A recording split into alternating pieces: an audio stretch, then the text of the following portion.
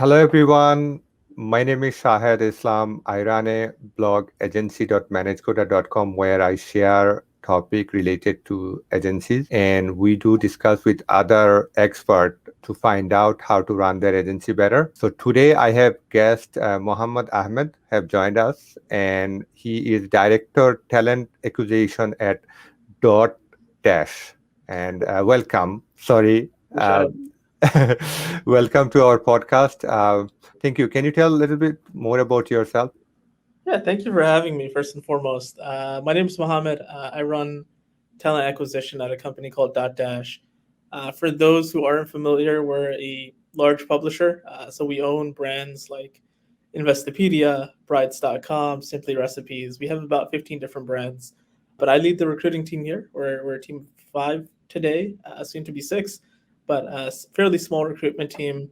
And yeah, I've been in the media and startup space for about 7 years now. Thank you, Muhammad. So we've been talking, Muhammad, and the conversation, you and me had it about, since I am trying to teach people about how to grow their agency, and one of the challenges they have it when they are looking for, clients in US, uh, you know, from US perspective, when you hire an agency, what do you look into an agency? Like let's say if you want to hire an agency who will recruit people in Bangladesh or India and other places, what are the qualities you actually look into? Yeah, so a few things. I think typically when we are looking for an agency, the first thing we're looking for is an agency that has a base in the U.S. So I don't care where it is. It can be in New York. It can be in San Francisco, as long as they have some kind of home base here in the U.S. And there, I guess this is the second part is that there's a point of contact in the U.S. as well. So I think that's what we typically look for. And then when I'm looking for agencies, we're looking for agencies that have like a very rigid process when it comes to hiring folks. I think a lot of people, not just in Bangladesh, but in so many other countries, they're starting their own agencies, and no one really has like a real good process for finding contractors outside of, hey, here's a Python person or here's a Ruby person. We're just going to hire them, and now we'll look for clients to do the work for them. I think the best agencies they have a really good process around how they hire their contractors, that process, and they can relay that to the client. So if I'm the client in this case, they can relay to me what that process looks like for them to get someone into their company.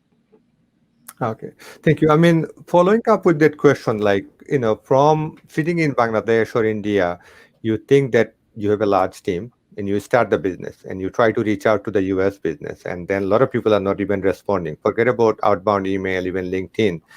And why a local presence is important. Like, why is that, you need to have someone here? Yeah, communication. So, like you can always communicate. I think in today's day and age, you can communicate across the world. But realistically, you look at India or Bangladesh, you're 11 hours behind, and so you're working in different capacities. Even for me, we've worked with agencies in Southeast Asia.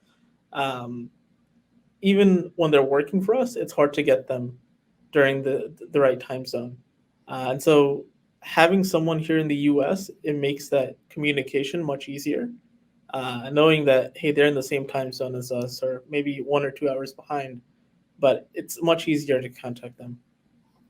I see. So, what would you suggest those people who are looking for someone here? Like, typically, I get a lot of con calls and email, like, and I always tell them, listen, go ahead and find someone even, and Yeah. make them your partner or something. But do you have any other suggestion, like how do they, have a team here? Because sometimes they cannot hire people from, Bangladesh to India, I mean, US. Yeah, no, it's a good point. I think you're definitely approaching it the right way. It definitely is. The better option is having a partner here, someone who can help you sell into the U.S. or at least be the face of the brand here in the U.S. Um, Outside of that, potentially looking at someone who can do like contract sales. So you don't necessarily need to have an entity here to hire, but someone you can pay through. It's you're working reverse, right? Most people are using Upwork to hire in Bangladesh. So from Bangladesh, you're going to hire someone on Upwork to do the sales in the U.S. But realistically, you want to do something like that where you can find someone in the US who can act as your liaison. Thank you. Talking about process, when I started my company also, I remember bringing some of my employees here, and one day somebody asked me, "Why do you guys stop on the red light at 3 a.m. in the morning?" And I know it was such a, since I've been living here for so long, it took me as a surprise. But when you talk about process, I've been talking about that process. In order to scale up any company in US, you know, people think everything runs like a startup. Yeah, startup start with chaos, but within a year or so, I see that processes which drive growth. Yep. So tell me a little bit more about, how do you see process is important for any kind of business and specifically for agencies if you are running in Bangladesh or in India, in anywhere else? Yeah, I think you just mentioned it. You hit the nail on the head when you talked about scale. So there's almost no way for a company to scale up properly and efficiently if there isn't a process in place to do it.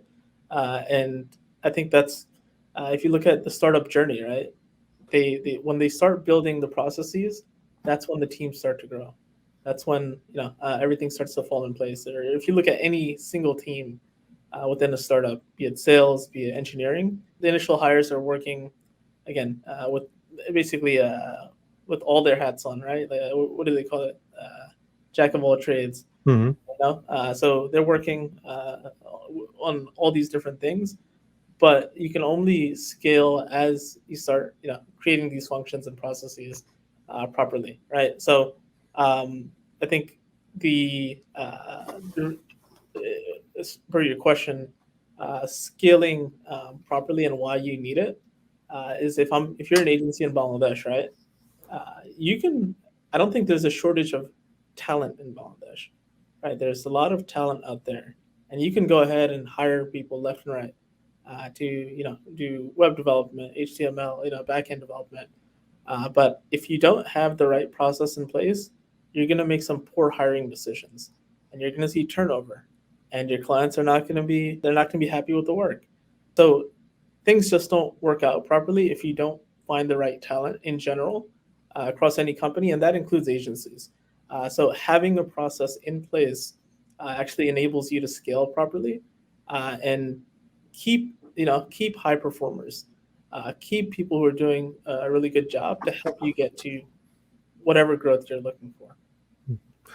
Mohammed, one other example I always find interesting that when you go to any restroom in Manhattan or in the airport, they're clean, right? Uh, you will find lots of people are working in Southeast Asia on those places, but they're not clean. And actually, there was a study, I mean, like how McDonald's and all those people, like where they have actually a process written on the bathroom that every few hours, actually somebody goes there and then check whether the bathroom was cleaned or not, Yep. the manager. So this is simple process. I mean, again, this is a very basic example because I've been talking to a lot of these agency owner who is trying to grow. They think that certain, oh, as long as I get the US client, I will be growing. But it's other way. You actually have to run a rigid process in your company that all the process every day people are doing same thing, and then you can grow. I don't know whether can you relate when you are dealing with people in Southeast Asia that how they do not understand process. Yeah, I mean, I don't know. I can if I can relate as well to Southeast Asia, but I can relate to a few different like a couple agencies that we've worked with in Southeast Asia that there was never a process relate to us, Hmm. and we brought them on as a company in our early stages, not here elsewhere, but we brought them on thinking this is a really good rate.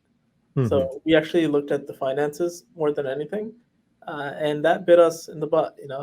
Over time, we realized because we focused on finances, the quality suffered over time. Hmm. And so initially, what was promised to us was, let's say, two contractors working with a 5 hour overlap with the Eastern time zone. Uh, the first 3 to 4 weeks, great interaction. The contractors were in general like really good technically, We started seeing the changes after that first month. So sometimes people not showing up on time, if showing up at all. So we, over time, we understood that they sold us on the cost, like it was a low cost to bring in these contractors, but they weren't managing their contractors properly, Hmm. and it reflected over time. And we ended up, kind of canceling on that contract. But I think just going back to your point around how McDonald's does it and creates does it for bathrooms, and how they create this checklist as an agency owner, when you're looking at starting an agency, I think the first thing you should do is look at your client journey and the client experience and create a checklist around what that experience should look like. And it's similar to like a marketing journey, right? If you, Hmm. your goal is to bring on a client and keep them, retain them long term. So the level of experience that I get from you, Shahad, today is the same level of experience I'm sure your clients come back to you for 10 Yes. years later. Hmm. So one thing about Southeast Asian agencies that they're probably not thinking about the long term, that Hmm. relationship that needs to be built and Hmm. how you build it over time. What they're thinking about is the short term gains. That, hey, I can give you this contractor, I'll make this much, this many rupees or this many taka off of this contractor. But agency work is a long term game, Hmm. so you need to think 20, 30 years down the road. That's very excellent. So again, you do hire a lot of people in US, and the reason I also wanted to find out that what are the qualities you look into here when you and you want to give advice to those people who are hiring people back in India or Bangladesh or anywhere else, because they are ultimately working for you or companies here. And I think when I had discussion with you, you had some very good point that what they should look into. Even they are hiring people for working for their company in Bangladesh, but they will eventually work for US client. Yeah. So what is your suggestion for that? Yeah, I mean, I think outside of the hard skills, and I'm a big believer that hard skills can be taught. I think the big thing you look for is soft skills. You want to look for people who communicate effectively, have a growth mindset, and are I think are enjoyable to just be around. That are really excited to come in and work day in and day out. I think those are the things you look for in any employee. I think again, hard skills. If I think in the development environment, they say if you know one language, you can pick up another. So I think those skills again, with time, can be taught. You Hmm. can't. It's really hard to teach someone the soft skills. It doesn't matter what industry you're in. If someone can't communicate or they don't want to communicate, um, they don't get along well with people, they probably won't adjust well to your agency. Hmm. They probably can't work with your clients effectively. So look for the soft skills. That's the biggest. That's the biggest one. Yeah, I can't think of any others. Right? So how do you actually interview for soft skill when I mean, in this COVID time, I mean, what are some question you should ask anyone whom you are, if somebody is just starting an agency and they are hiring some developer, what are the other questions they can ask to those developers that, hey, this is something, and that's how you find out that, these people are right fit. Yeah, I mean, I think so. There's a few different things you can do, but situational questions are big for us when we look for soft skills. Like, as a person, what do you do in XYZ situation? Let's say you're up against a deadline, client is expecting the work from you in 2 hours, you're not going to hit that deadline. How do you approach that situation? So it starts to tell you a little bit more about this person's communication style. But I guess on a more broader scope, I would recommend agencies look into like different competency frameworks.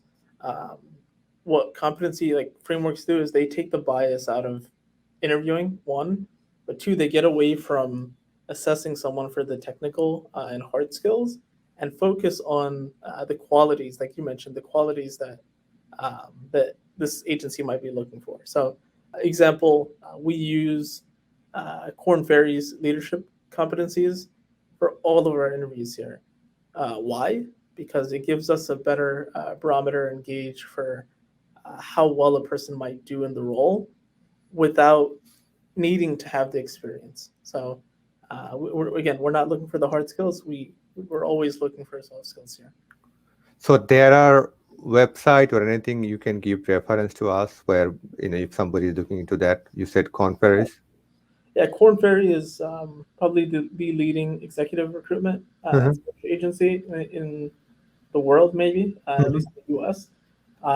They have a competency framework. There are many others, but you can look into it. You Google interview competency frameworks. You'll find like four or five places, but I'm happy to share it with you on the side. Not a problem. No, no, that's fine. I'm just curious that, if somebody wants to find out. So thank you, Mohammed. I really appreciate. I think we learned so much from you, and looking forward to bring you back more on this side of it because I think this is a longer conversation. We need to have it. If somebody wants to reach out to you, is it the LinkedIn is the best place to find you? Yeah, best place is LinkedIn. Reach out to me. I'm as a recruiter, we're always active, so I'll be on LinkedIn 24/7. Reach out, and I'm happy to answer any questions. Thank you, Mohammed. I really appreciate it, and hopefully we'll talk soon. Take Thank care. you. Take Bye care. bye. Take care. Bye bye.